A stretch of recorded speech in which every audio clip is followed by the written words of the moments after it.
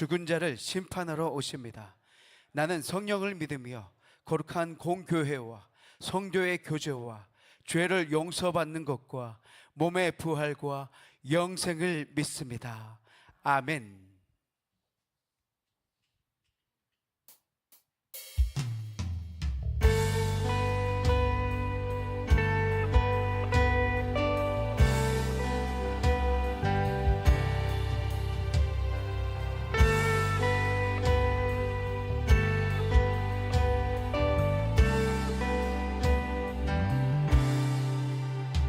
주 안에 있는 나에게 당기심이 있으랴. 십자가 밑에 나가 내 짐을 풀었네. 그 두려움이 변하여 내 기도 되었고 전날의 한숨 변하여 내 노래 되었네. 주님을 찬송하면서 주님을 찬송하면서 할렐루야 할렐루야. 내 앞길 멀고 험해도 나 주님만 따라가리.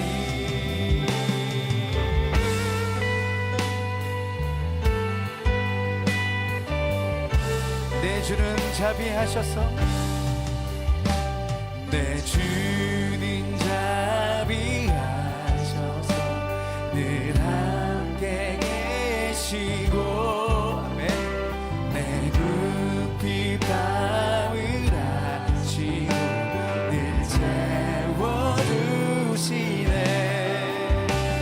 내 주 앞에 진 언약은 영불변하시니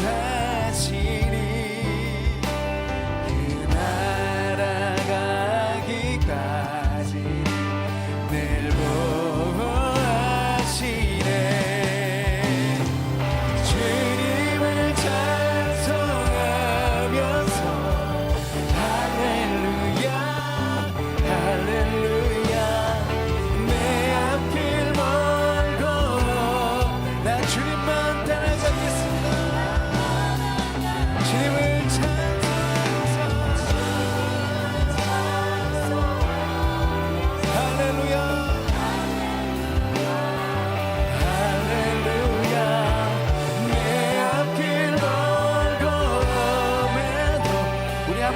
고백하며 나갑시다.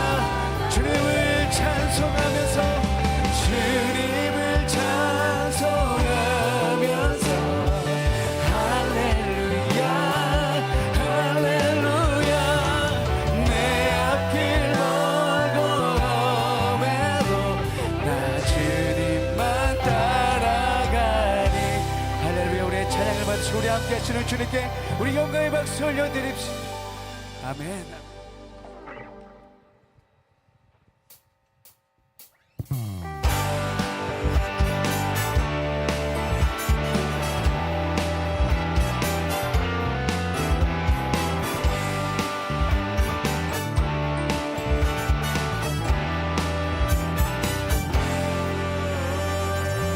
마음속에 예수 있는 사람 주 예수 앞에 달려라. 슬픈 마음 있을 때라도 주 예수께 아뢰라.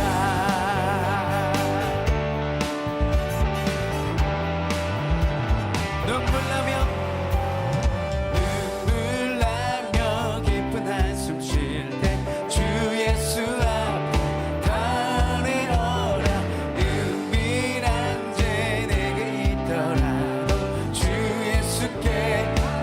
예수 앞에 주 예수 앞에 달려라. 주리의 친구니 무엇이나 귀심하지 말고 주 예수께 아뢰라. 괴로움과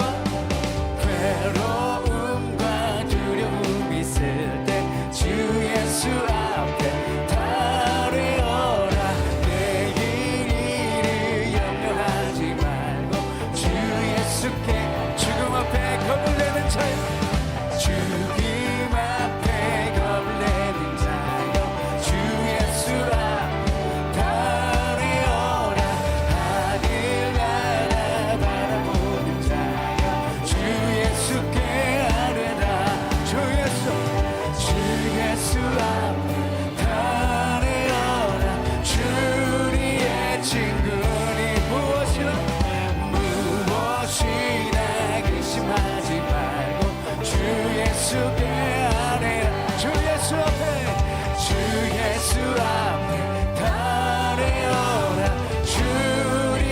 친구니 무엇이나 근심하지 말고 주 예수께 아뢰라. 할렐루야. 우리 하나님께 다시 한번 더 영광의 박수 올려드립니다.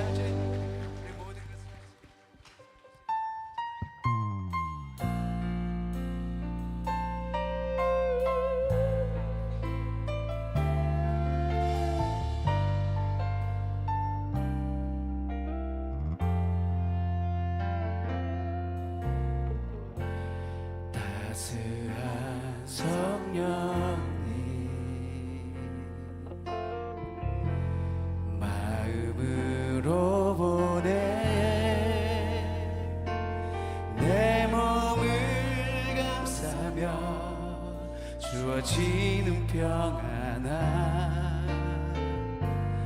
만족감을 느끼네. 사랑과 진리에 사랑과 진리에 한 줄기 빛 보내 내 몸을 감싸며 주어지는 평안한 그 사랑을 부르신 곳에서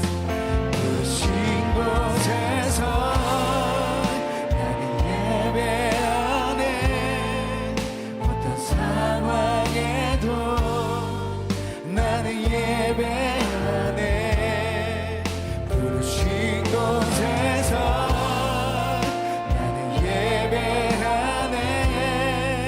어떤 상황에도 나는 예배. 부르신 곳에서 나는 예배하네. 어떤 상황에도 나는 예배하네. 부르신 곳에서 나는 예배하네. 어떤 상황에도 나는 예배하네. 내가 걸어갈 때 길이 되고 살아갈 때 삶이 되는 그곳에서 예배하네. 주님만 내가 걸어갈 때 길이 되고 살아갈 때 삶이 되는 그곳에서 예배하네. 부르신 곳에서 나는 예배하네. 어떤 상황에도 나는 예배하네. 부르신 곳에서 나는 예배하네. 어떤 상황에도 우리 한 번 더 고백하며 나갑시다. 부르신 곳에서 나는 예배하며 나갑니다. 어떤 상황에도 나는 예배하네.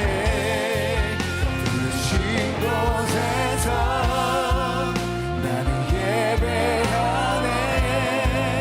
어떤 상황에도 나는 예배.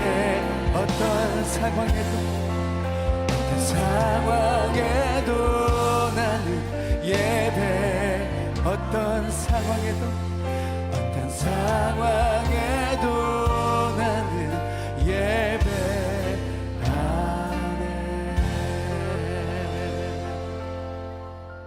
아멘. 이 시간 우리 교회 공동 기도 제목으로 함께 기도합니다. 국가 지도자들이 지혜롭게 외교 정책을 펼쳐서 우리나라가 한반도의 평화를 이끌어갈 수 있도록, 6기 구역장들이 기도와 헌신으로 구역 모임을 잘 이끌 수 있도록, 우리 교회가 후원하고 있는 봉성동 한소만교회 성도들이 성령 충만함으로 예배드리고 지역사회에 복음을 전하는 공동체 되도록 이 기도 제목으로 함께 기도합니다. 자랑하니가 풍성하신 신실하신 하나님, 이 시간 함께 모인 저희들이 한 목소리로 기도하며 나아갑니다. 하나님, 우리나라에 세워주신 국가 지도자들 위해서 기도합니다. 지혜를 더하여 주셔서 지혜롭게 외교 정책을 잘 펼치게 하여 주시고 우리나라가 한반도의 평화를 잘 이끌어갈 수 있도록 인도하여 주시옵소서. 하나님, 새롭게 세워지는 6기 구역장을 위해서 기도합니다. 무엇보다 기도와 헌신으로 맡겨주신 구역 식구들 잘 돌보고 구역 모임을 잘 이끌어갈 수 있도록 인도하여 주시옵소서. 우리 교회가 후원하고 있는 봉선동의 한소만 교회를 위해서 기도합니다. 성도들에게 성령 충만함을 더하여 주시고 성령 충만함으로 예배드리고 지역사회에 복음을 전하는 믿음의 공동체 될 수 있도록 하나님 인도하여 주시옵소서.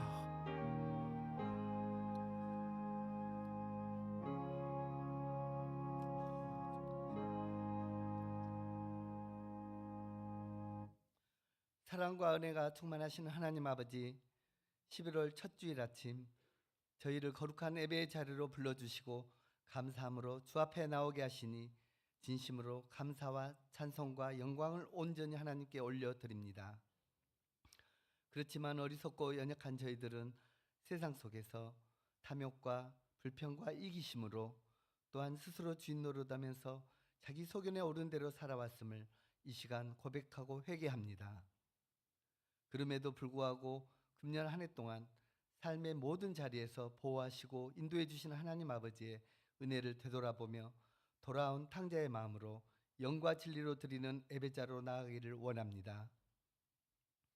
추수감사절 특별 새벽기도회와 지난 주간 동안 오직 성령의 열매는 사랑과 희락과 화평과 오래 참음과 자비와 양선과 충성과 온유와 절제니 이 같은 것을 금지할 법이 없느니라는 주제로 주님의 말씀을 듣는 귀한 시간을 주심을 감사드립니다.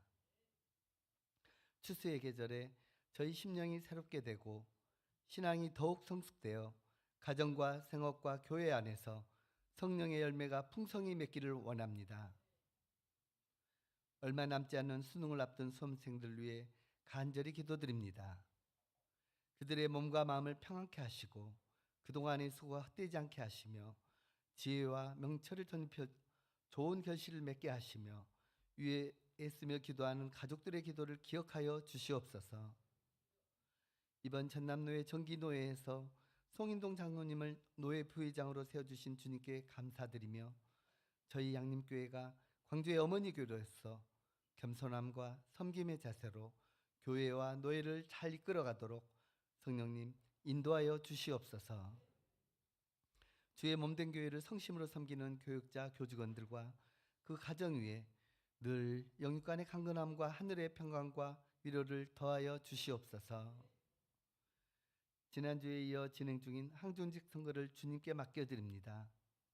우리의 뜻이 아니라 하나님의 뜻이 온전히 이루어지게 하시며 교회와 성도를 사랑하고 주의 나라를 함께 섬기는 일꾼들이 서로 연합하여 오직 기도와 사랑이 넘치는 양림 공동체로 나아가게 하시옵소서. 2026년 정책당회가 준비 중에 있습니다. 위 목사님을 중심으로 당회와 모든 부서들이 먼저 기도로 준비하게 하시고 자원하며 서로 협력함으로 하나님의 자녀로서의 정체성과 예수님의 제자로서의 사명감으로 세상 속에서도 빛과 소금의 역할을 다하게 하시옵소서. 열방에서 복음을 전하시는 선교사님들 한 분 한 분을 눈동자와 같이 지켜주시며 가정 위에 그 사역 위에 하늘의 권능과 평강이 넘치게 하옵소서. 이 시간 말씀을 전하시는 이 목사님께 성령의 기름을 부어주시사 우리 모두가 하나님의 음성을 듣고 내 생각을 내려놓고 하나님 말씀에 순종하는 은혜의 자리가 되게 하시옵소서. 오늘 또 구역장과 교사와 안내, 중보기도와 방송, 식당과 주차 등 여러 가지 모습으로 섬기는 헌신을 통하여 하나님 홀로 영광 받으시옵소서. 마음을 열어 정성으로 준비하여 주의 사랑과 은혜를 성축하며 하나님께 올려드리는 찬양팀과 임마누엘 찬양대의 기쁨의 찬양을 받아주시길 간구하오며 이 모든 말씀 부활의 산 소망 되시는 예수님 이름으로 기도드립니다. 아멘.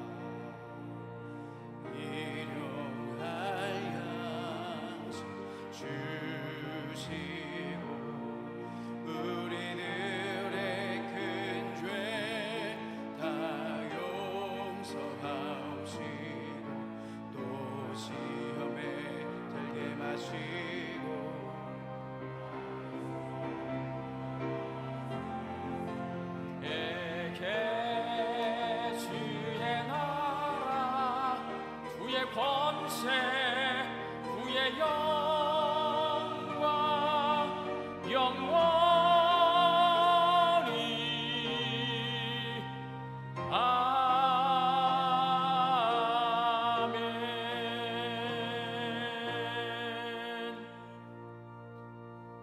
오늘도 거룩한 주일에 주 앞에 함께 모여 예배하게 하시니 참 감사합니다.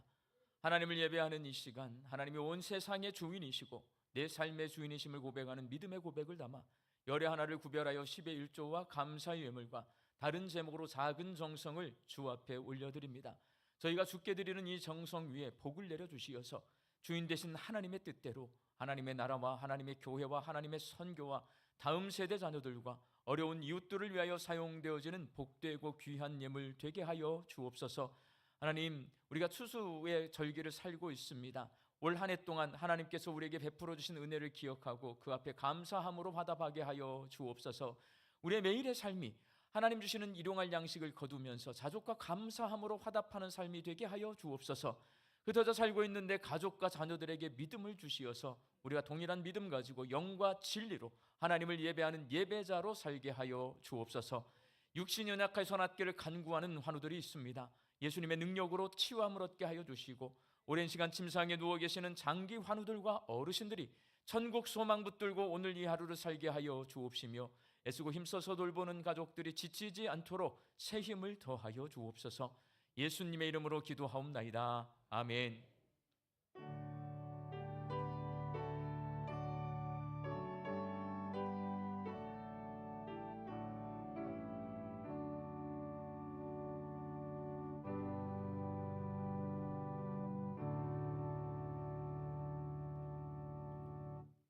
이 시간에 우리에게 주신 하나님의 말씀은 신약의 말씀 디모데후서 1장 9절에서 14절까지 말씀입니다.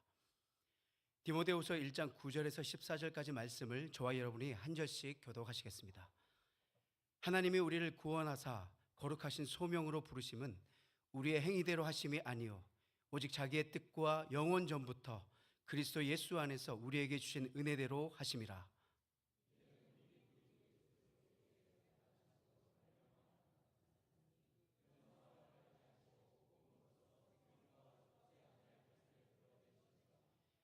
내가 이 복음을 위하여 선포자와 사도와 교사로 세우심을 입었노라.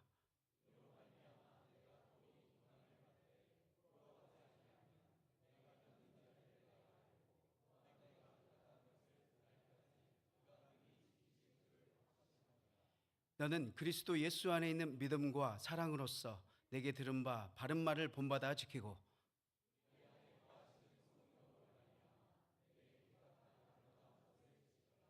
아멘.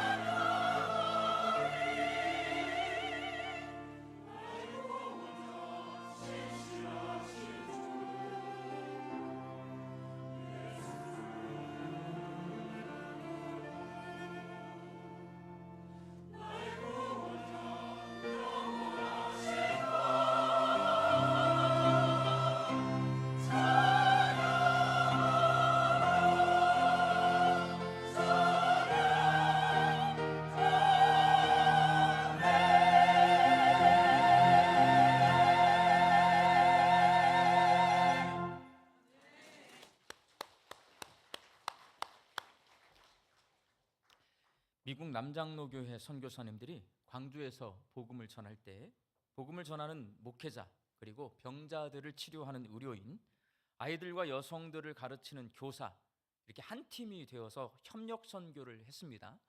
그 영향으로 우리 양림교회는 다른 교회에 비해 신학을 공부하신 분, 지금 하고 계신 분, 이런 분들이 많아요. 의료인, 의사 선생님, 간호사 많습니다. 그리고 교사도 많아요. 이게 다 왜 그러냐면 선교사님들이 그렇게 팀을 이루어서 선교를 하셨는데 그 선교사님들이 세운 교회가 양림교회이기 때문에 그렇습니다. 목회자, 의료인, 교사에게 공통점이 있습니다. 뭐냐면 서약을 하고 직무를 시작한다라는 거예요. 목사는 총회가 정한 서약을 하고 임직을 받고, 의사는 히포크라테스 선서를 하고, 간호사는 나이팅게일 선서를 합니다. 교사는 임용받을 때 교육공무원 선서를 합니다. 이외에도 교사뿐만 아니라 교사도 공무원이거든요.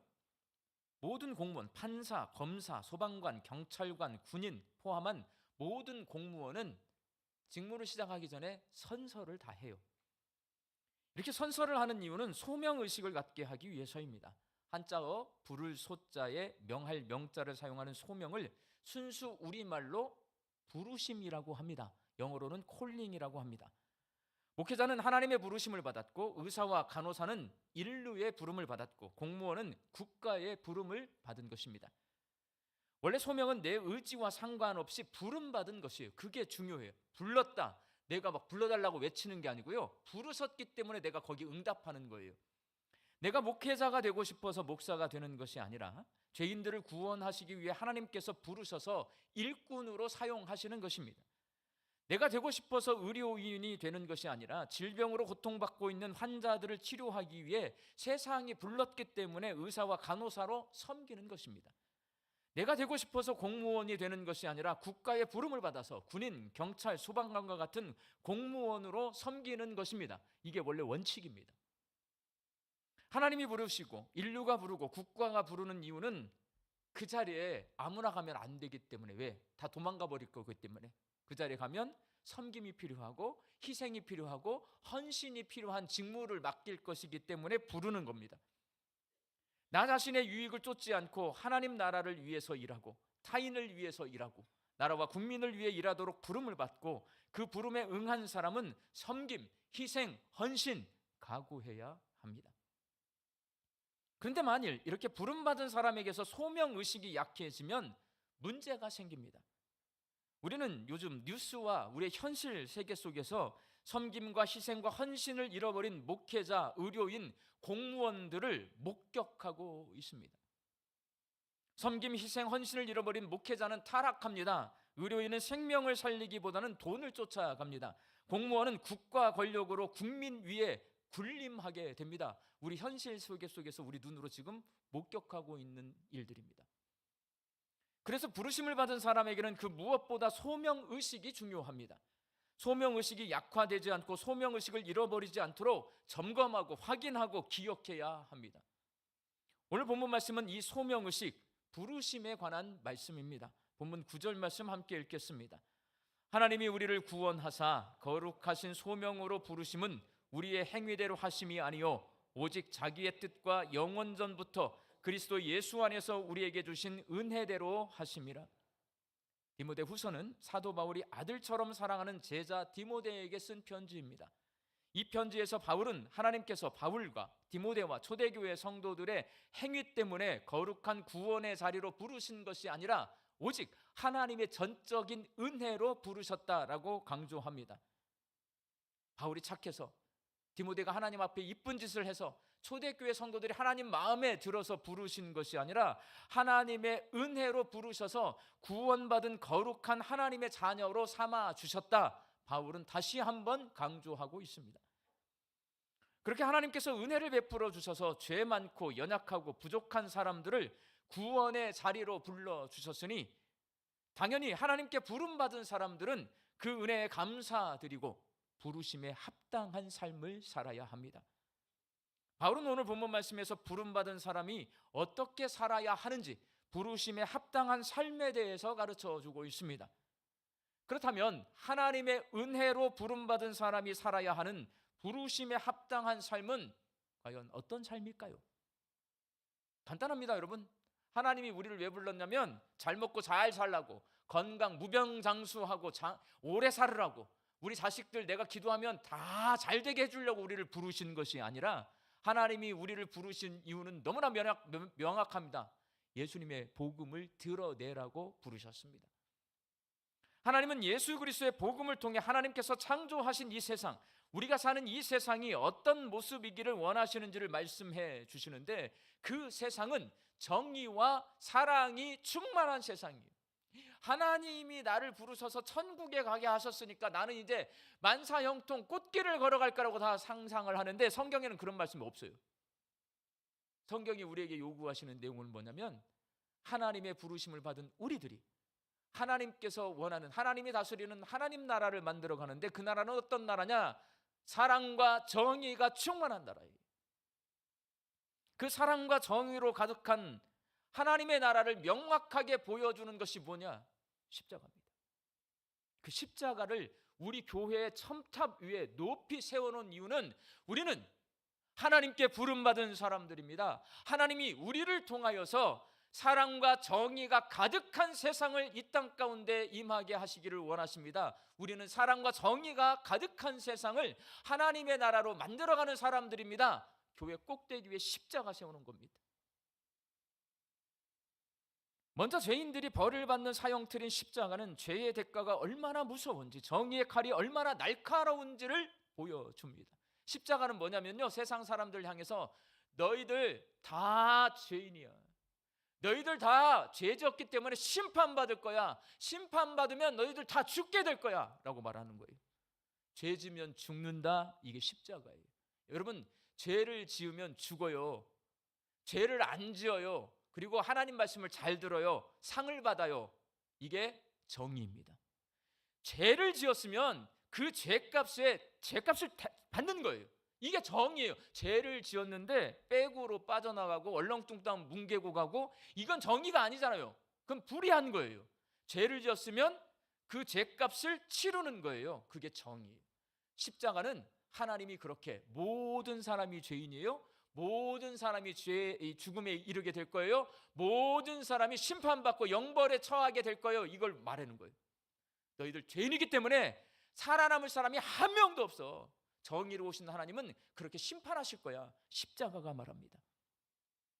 그러나 하나님은 그렇게 죽을 수밖에 없는 죄인을 구원하시기 위해서 자기의 아들로 하여금 대신 십자가에서 피 흘려 죽게 하셨습니다. 이것이 바로 하나님의 사랑입니다. 그래서 십자가는 하나님이 세상을 이처럼 사랑하사 독생자를 주셨으니 누구든지 저를 믿는 자는 멸망하지 않고 영생을 얻게 하는 사랑으로 세상을 다스리신다는 것을 보여줍니다. 이처럼 최고의 정의와 최고의 사랑이 크로스되는 곳, 교차되는 곳이 바로 십자가이고, 이것이 예수 그리스도의 복음인 것입니다. 하나님은 구원받은 성도를 부르셔서 이 예수님의 십자가 죽음과 부활의 복음을 드러내게 하십니다. 이 복음을 드러내는 삶이 하나님의 부르심에 합당한 삶입니다. 바울이 우리에게 가르쳐주고 있어요.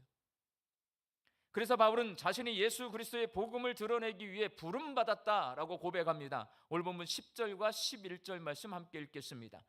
이제는 우리 구주 그리스도 예수의 나타나심으로 말미암아 나타났으니 그는 사망을 패하시고 복음으로써 생명과 썩지 아니할 것을 드러내신지라. 내가 이 복음을 위하여 선포자와 사도와 교사로 세움을 입었노라. 바울은 하나님의 부르심을 받은 자로서 자신을 가리켜 선포자, 사도, 교사라고 지칭합니다. 선포자는 복음을 전파하는 사람입니다. 사도는 심부름꾼이에요. 하나님께 부름을 받아서 그 부르심에 응답하고 그 명령에 순종하는 게 사도예요. 교사는 가르치는 사람을 말합니다. 바울이 이렇게 자기가 세 가지 직책을 가지고 있다고 말하고 있는 것은 예수 그리스도의 복음을 드러내는 하나님의 부르심에 합당한 삶을 살기 위해 나는 최선을 다하고 있다라고 말하고 있는 거예요. 선포자로서, 사도로서, 교사로서 나는 생명 바쳐 이 사명을 감당하고 있다. 나는 복음을 드러내기 위해 살고 있다. 나는 부르심에 합당한 삶을 살고 있다. 제자인 디모데에게 말하고 있는 겁니다. 예수 믿는 성도를 핍박하기 위해 다메섹으로 가던 바울은 하늘에서 내려오는 강력한 빛을 쬐었습니다. 그리고 실명하게 됩니다. 앞이 보이지 않아요. 그 상태에서 눈이 보일 때는 주의 음성이 안 들리더니 이제 앞이 안 보여요. 주의 음성이 들립니다. 사울아, 사울아, 네가 왜 나를 핍박하느냐? 나는 네가 핍박하는 예수다 라고 주님의 음성을 듣습니다. 그리고 아나니아에게 찾아가서 기도를 받고 실명한 눈을 고침받아서 다시 보게 되는 아주 신비로운 체험을 하게 됩니다. 앞이 안 보여요. 예수님의 음성을 들었어요.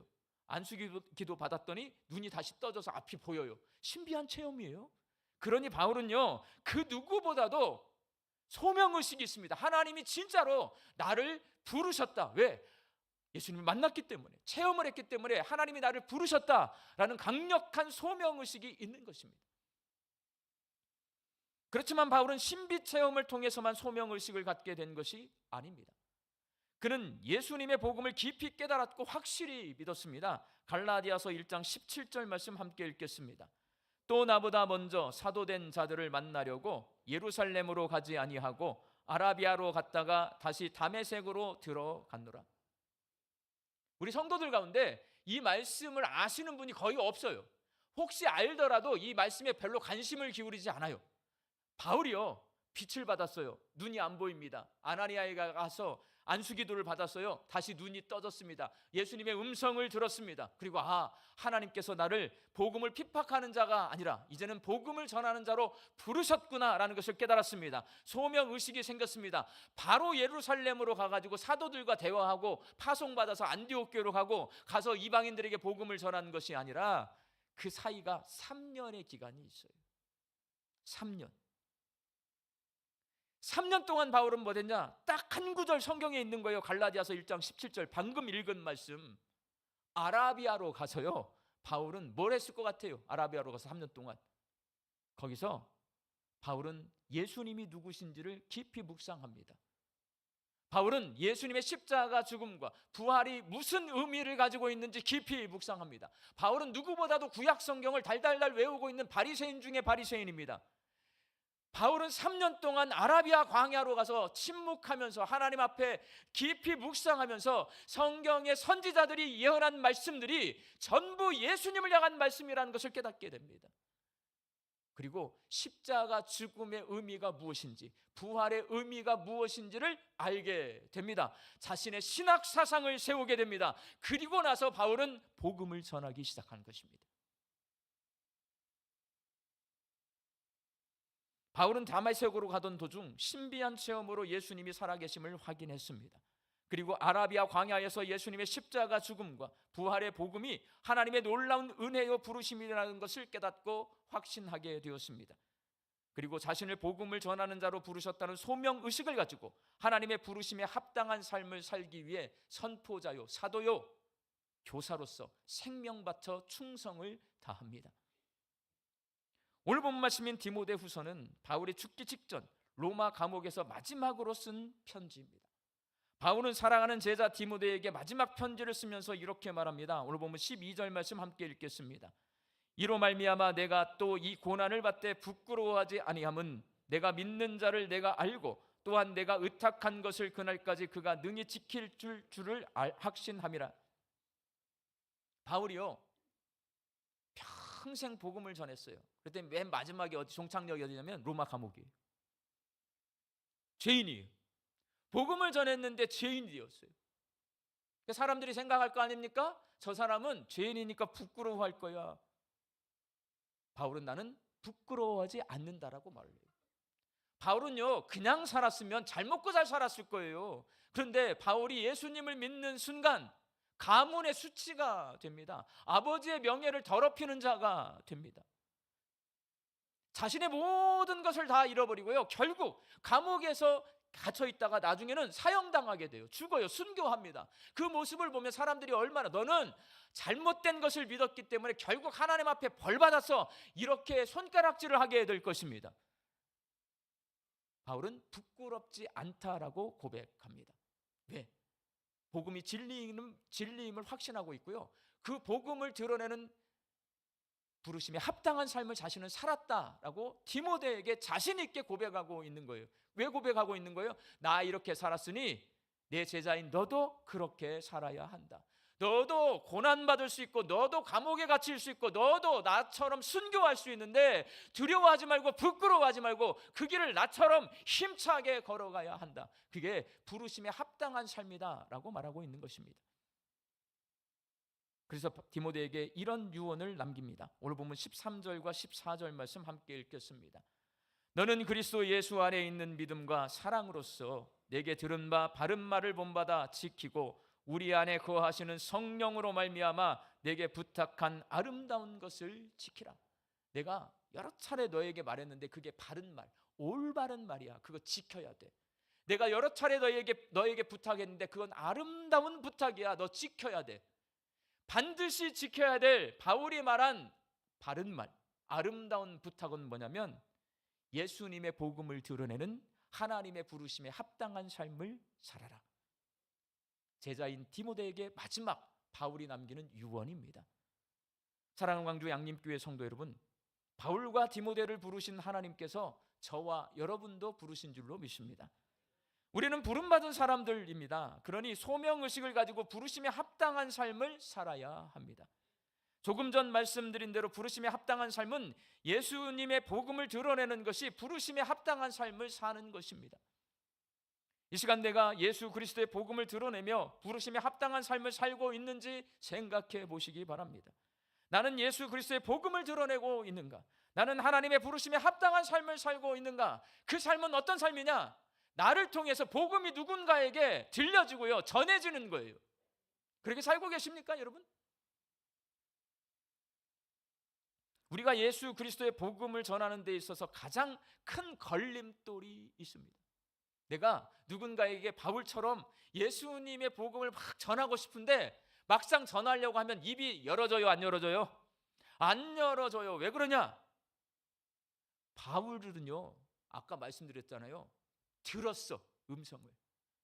바울은요, 눈이 안 보이다가 눈이 떠지는 놀라운 신비 체험을 했어요. 여러분 이런 거 하셨어요? 이런 거 안 했잖아요. 그러니 바울하고 우리는 달라요. 바울은 신비로운 체험을 해서요, 하나님이 살아계신다는 확신이 있어요. 예수님이 진짜 살아계신 분이에요. 그래서 예수님에 대해서 얼마든지 전할 수 있어요. 그런데 우리는 체험이 없어요. 이 자리에 계신 대부분이 오랫동안 설교를 들었습니다. 성경 공부도 많이 하셨을 거예요. 그러다 보니까 십자가 죽음과 부활이 어떤 의미를 가지고 있는지, 십자가 죽음을 통해서 내 죄사함을 받고 모든 사람들이 죄사함을 받고 하나님의 거룩한 자녀가 될 수 있는 길이 열렸습니다. 이거 다 알아요.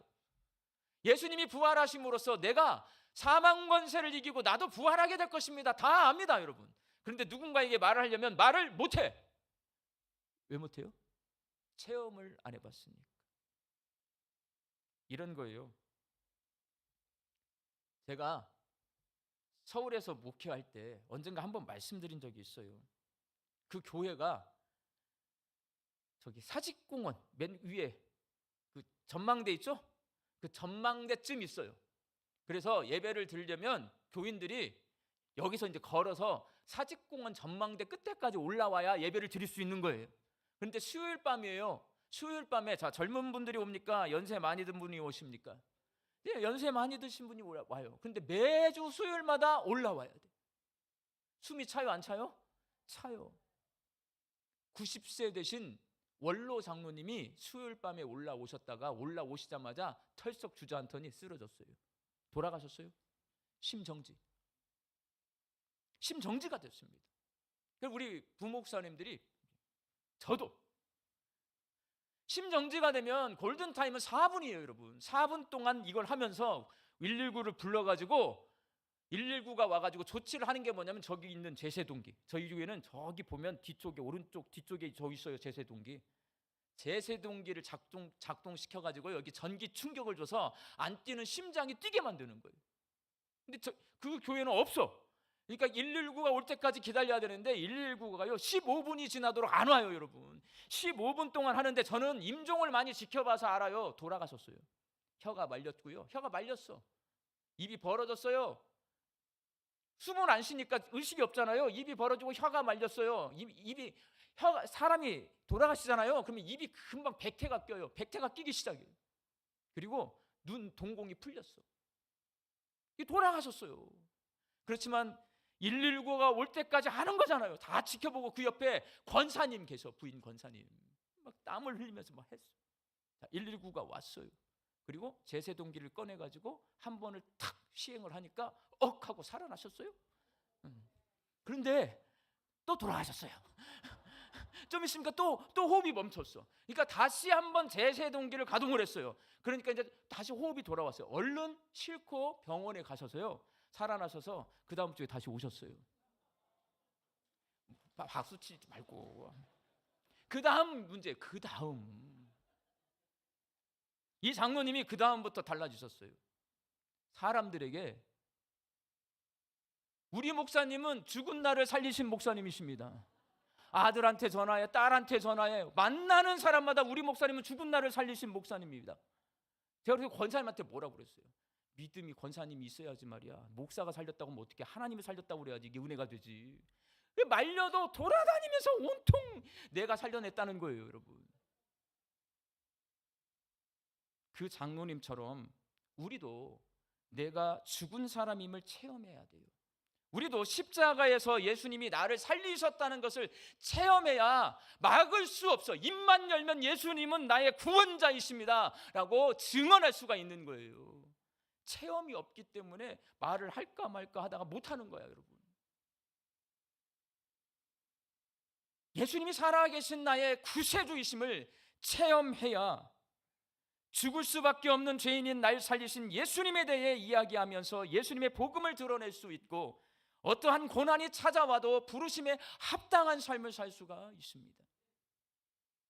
그러니 여러분, 예수님을 만나는 체험을 해야 될 거 아닙니까? 어떻게 하면 체험할 수 있을까? 걱정하지 마세요. 성경은 쉬워요. 우리 주님 다시 오시는 날까지 아무리 세상이 악해져도요, 우리가 우리 신앙을 지키면서 예수님을 기다릴 수 있는 방법 성경이 가르쳐 주는데 모이기에 힘쓰는 거예요. 그래서 교회가 있는 거예요. 교회 안에 모여서 함께 모여 있으면 예수님 다시 오시는 날까지 우리 신앙 지켜낼 수 있어요. 그럼 우리는 어떻게 하면 예수님을 체험하고 부르심에 합당한 삶을 살 수 있을까? 성경은 가르쳐 주고 있는 거예요. 예수님이 3년 동안 데리고 살았는데 제자들은 예수님이 누구신지를 몰라요. 예수님이 마지막 말씀하셨어요. 너희들 갈릴리 촌구석에 있지 말고 전부 예루살렘으로 가서 내가 보내줄 보혜사 성령을 기다리라. 전부 갈릴리에서 예루살렘으로 갑니다. 다락방에 들어가서 성령을 기다립니다. 가만히 껌벅껌벅하고 기다리고 있었어요.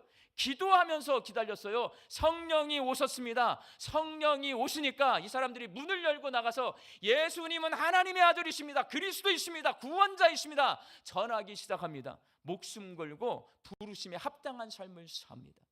자, 예수님을 어떻게 하면 만날 수 있어요? 기다리면 되는데 뭐 하면서 기다려요?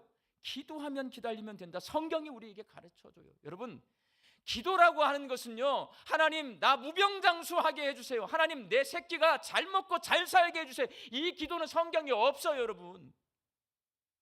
우리가 구하고 찾고 두드려야 할 것은 뭐냐면 우리 주님 만나게 해주세요.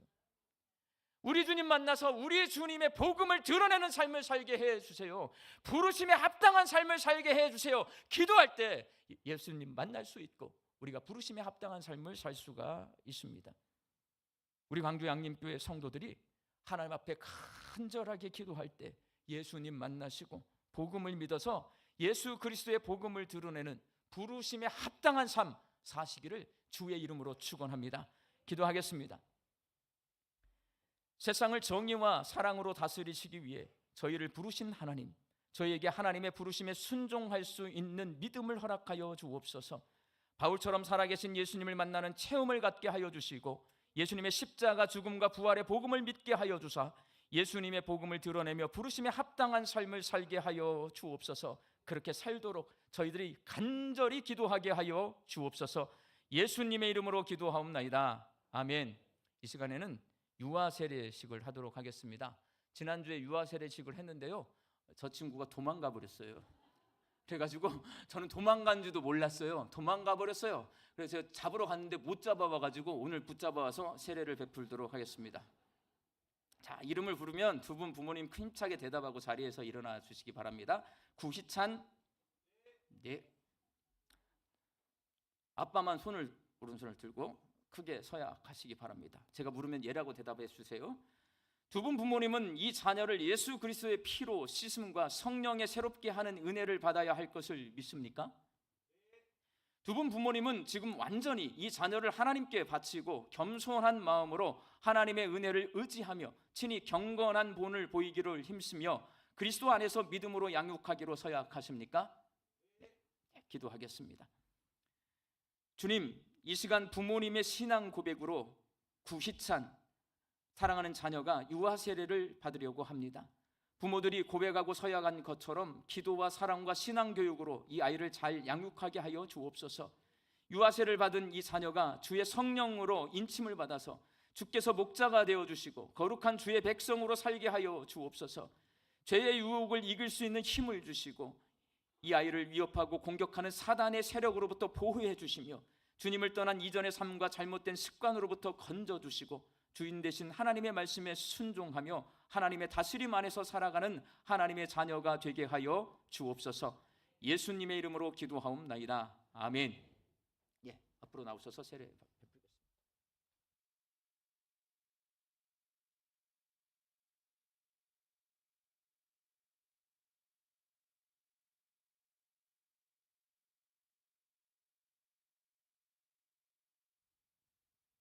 예수님을 그리스도로 고백하는 부모의 자녀 구희찬에게 내가 성부와 성자와 성령의 이름으로 세례 주노라.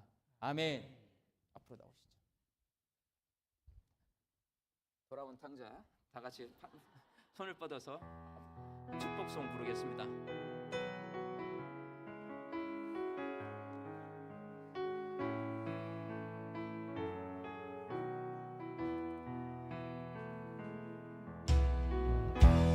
당신은 하나님의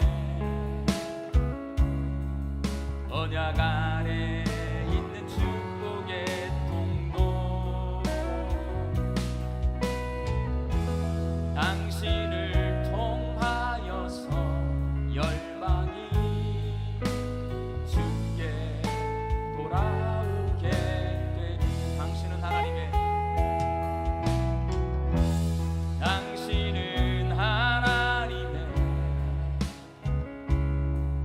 언약 안에 있는 축복의 통로,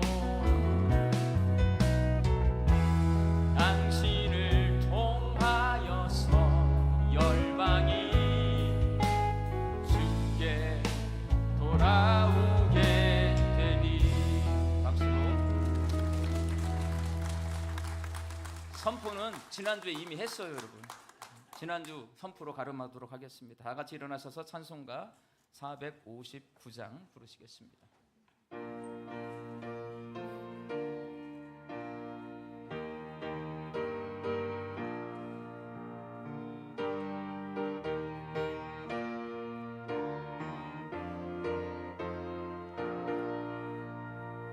누가 주를 따라 섬기려는가, 누가 죄를 떠나 주만 따를까, 누가 주를 섬겨 남을 구할까, 누가 주의 뒤를 따라가려나. 부르심 받아 주의 은혜로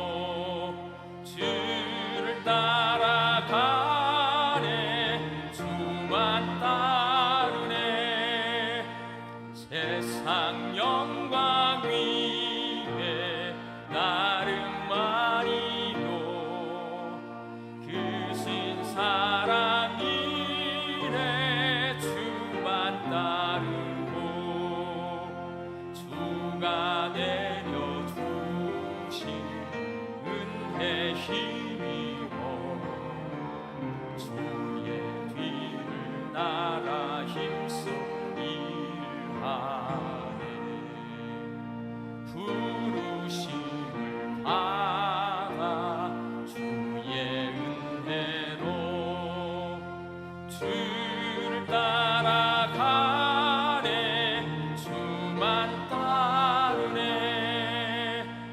환난 핍박 많고 원수 강하라 주의 용사 더욱 힘이 강하니 누가 능히 이겨 넘어뜨리랴 변함없는 진리 승리하리라 기쁜 찬송하며 주의 은혜로 주를 따라가네 주만 따르네. 이제는 우리 주 예수 그리스도의 은혜와 하나님의 사랑하심과 성령님의 교통하심이 예수님의 복음을 드러내며 부르심에 합당한 삶을 살기로 결단하는 광주 양림교회 성도들의 머리 위에와 일터와 가정 위에 영원히 함께 계시기를 축원하옵나이다. 아멘.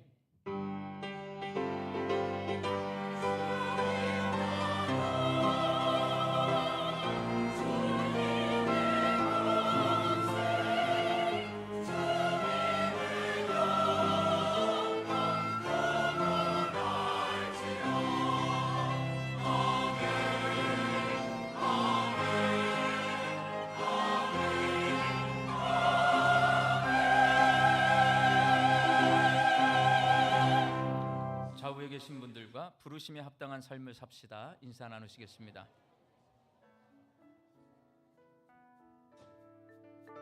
행복한 광주 양림교회 11월 첫 번째 주 광주 양림교회 교회 소식을 시작합니다. 지난주에 오신 세 가족이 있습니다. 유정희 성도님, 정환희 성도님, 김창환 성도님, 이승빈 성도님, 주님의 이름으로 환영합니다. 오늘 광주 양림교회 오신 새가족분들이 계신다면 예배실 전실 나가셔서 왼편에 있는 새가족실에서 안내해 드리겠습니다. 첫 번째 소식입니다. 항존직 선거 2차 안내입니다. 오늘은 항존직 선거 2차가 있습니다. 지난주처럼 이름을 확인하고 투표용지를 받고 투표하러 가시면 되겠는데요. 이번 주는 나눠드리는 투표용지가 한 장입니다. 꼭 기억하세요.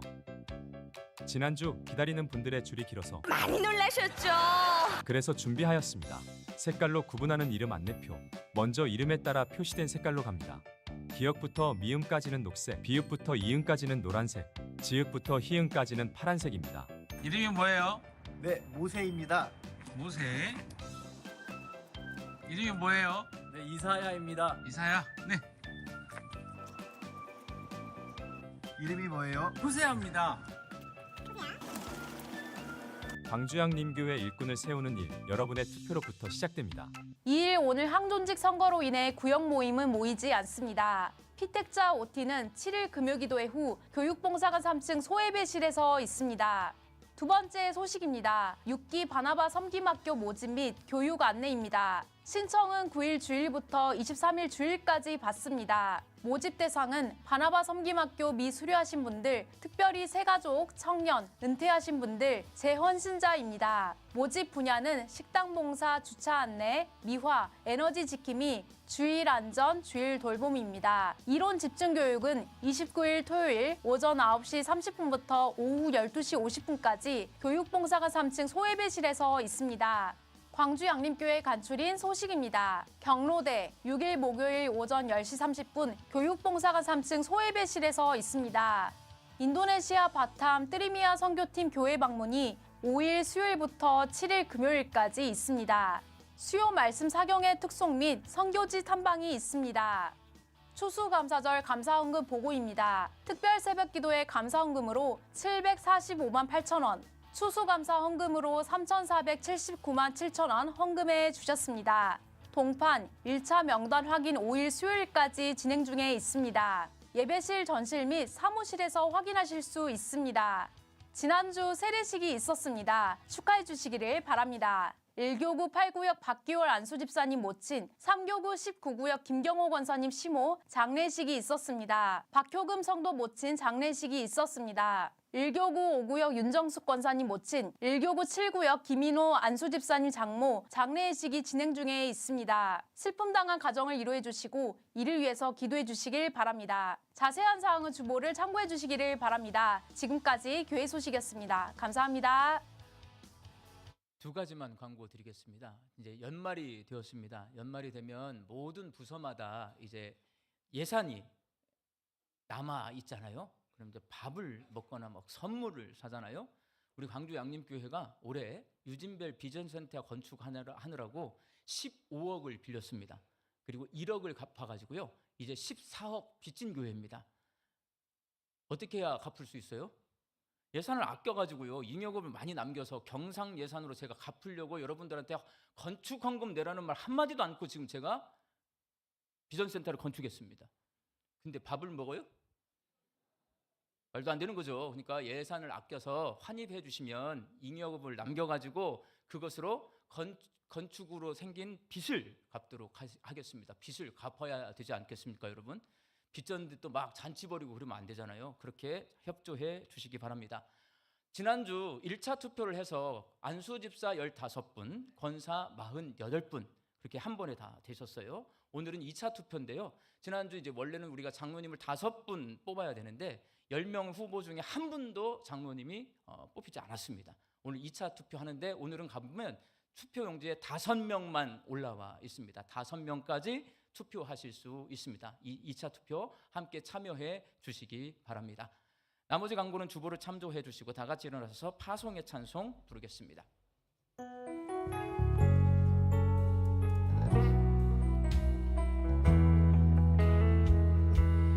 평강의 주